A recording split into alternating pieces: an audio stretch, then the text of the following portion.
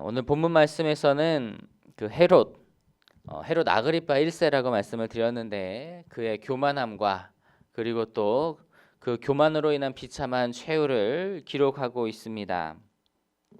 이 헤롯은 베드로를 잡아서 옥에 가둔 뒤에 유월절이 이제 끝나면 그를 처형하겠다고 유대 종교 지도자들에게 아마 공언을 했을 거예요. 그런데 이제 감옥에 있던 베드로가 온데간데 사라지자 그는 이제 자존심의 상처를 입고 굉장히 노여워했습니다. 그는 이제 베드로를 놓친 파수꾼들을 처벌을 하고 이제 가이사랴로 내려갔는데 그곳에서도 그의 기분을 상하게 하는 일이 일어났어요. 20절 말씀 같이 한번 보실까요? 20절입니다. 시작. 헤롯이 두로와 시돈 사람들을 대단히 노여워하니 그들의 지방이 왕국에서 나는 양식을 먹는 까닭에 한 마음으로 그에게 나와 왕의 침소 맡은 신하 블라스도를 설득하여 화목하기를 청하니라. 헤롯이 이제 두로와 시돈을 향해 노여워한 이유는 뭐 역사적으로도 딱히 밝혀진 것은 없습니다. 그런데 이제 아무래도 그 두로와 시돈이 무역 도시니까 이제 무역을 하면서 이제 그것에 관련해서 문제가 생긴 것으로 보여요. 그런데 이제 두로와 시돈은 유다로부터 양식을 공급을 받아서 먹고 살았습니다. 그러니까 이제 그 관계 속에서는 거기에서만큼은 헤롯이 갑의 관계에 있었던 거예요. 그래서 헤롯이 그 두로와 시돈을 향해서 식량을 수출을 금지하는 금수 조치를 내립니다. 그러니까 이제 두로와 시돈은 그 어떻게 할 수가 없으니까 그 헤롯의 측근 중에 측근인 블라스도를 통해서 헤롯의 노여움을 풀기 위해서 노력을 하기를 시작을 해요. 이제 그 노력이 진행되던 와중에 이제 헤롯이 백성들 앞에서 날을 잡고 연설을 하는 일이 있었습니다.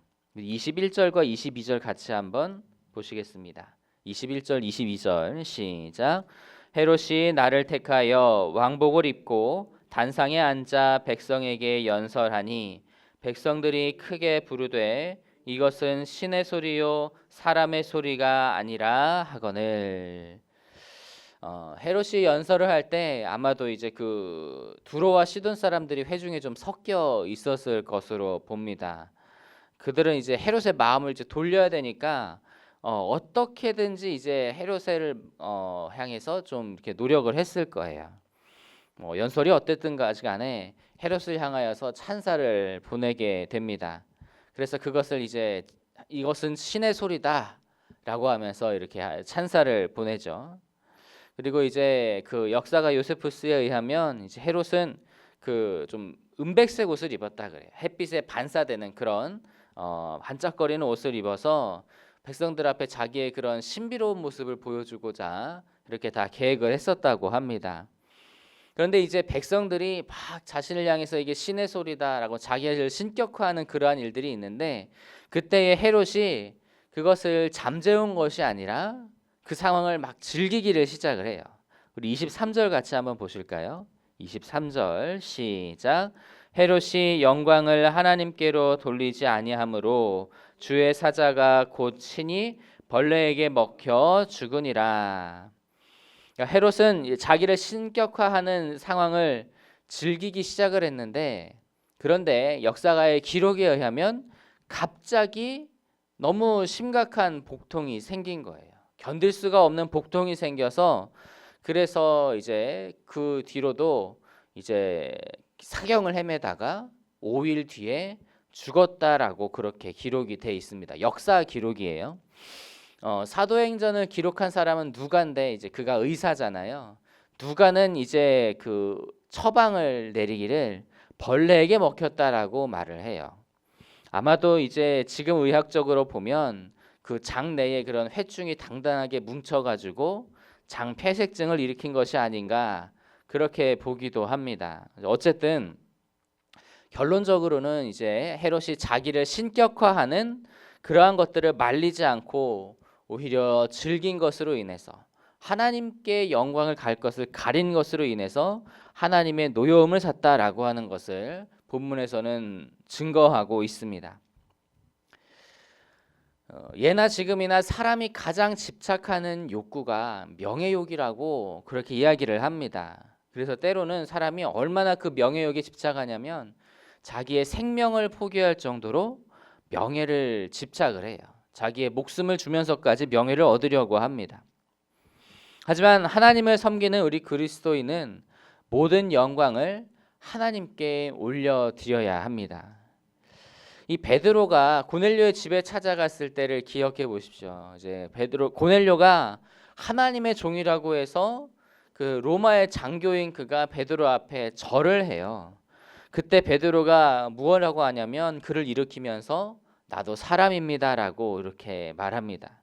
그것이 참 그리스도인으로서 정상적인 반응인 거예요. 그런데 우리가 만약에 명예를 추구하고 우리의 이름이 올라가는 것을 즐기는 것은 우리의 영혼이 병들었다라고 하는 거예요.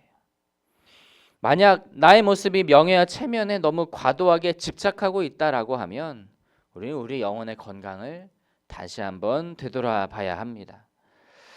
그래서 우리는 모든 영광을 하나님 앞에 올려드리고 하나님만 높이는 겸손한 신앙생활을 할 수 있게 되기를 간절히 소망합니다. 자, 한편 헤롯으로 인해서 교회가 어려움을 겪었어요.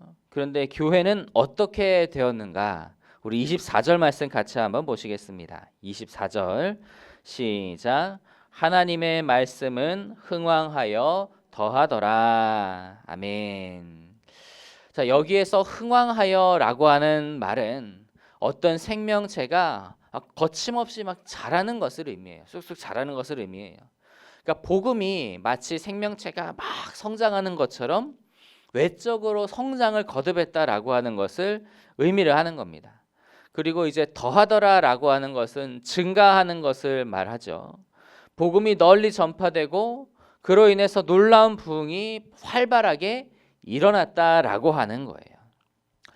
헤롯으로 인해서 지도자인 야고보는 순교하고 또 베드로도 피신해야 하는 어려운 상황을 교회는 맞이했습니다. 하지만 오히려 교회를 핍박하던 그 헤롯은 하나님의 심판으로 망하게 되고 오히려 교회는 더욱 부흥하는 놀라운 반전이 일어나게 되었다라고 하는 거예요.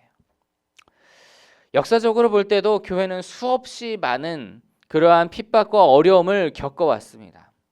하지만 끝까지 믿음으로 인내했을 때 결국 승리하는 것은 교회였다, 하나님의 교회였다라고 하는 것을 보게 돼요. 이 로마 제국이 얼마나 그리스도인들에 대해서 많은 박해가 있었습니까? 교회를 얼마나 박해했습니까?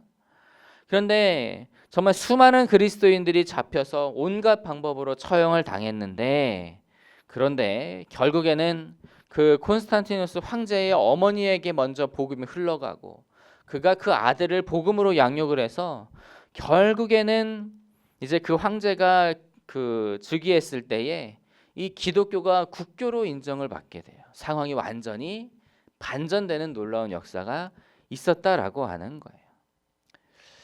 우리가 지금 어떤 어려움이 있습니까? 힘든 일들이 있습니까? 그러한 일들도 결코 그것으로 끝나지 않을 것입니다. 하나님 안에서 상황과 환경이 바뀌고요. 그리고 반전이 일어나게 될 줄로 믿습니다. 그러니 우리 앞에 있는 그러한 상황과 환경에 사로잡혀서 믿음을 버릴 것이 아니라 상황과 환경에도 불구하고 믿음으로 인내해낼 수 있어야 하겠습니다.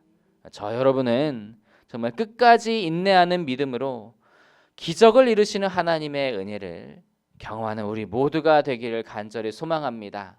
그 은혜를 경험하시기를 주님의 이름으로 축복합니다.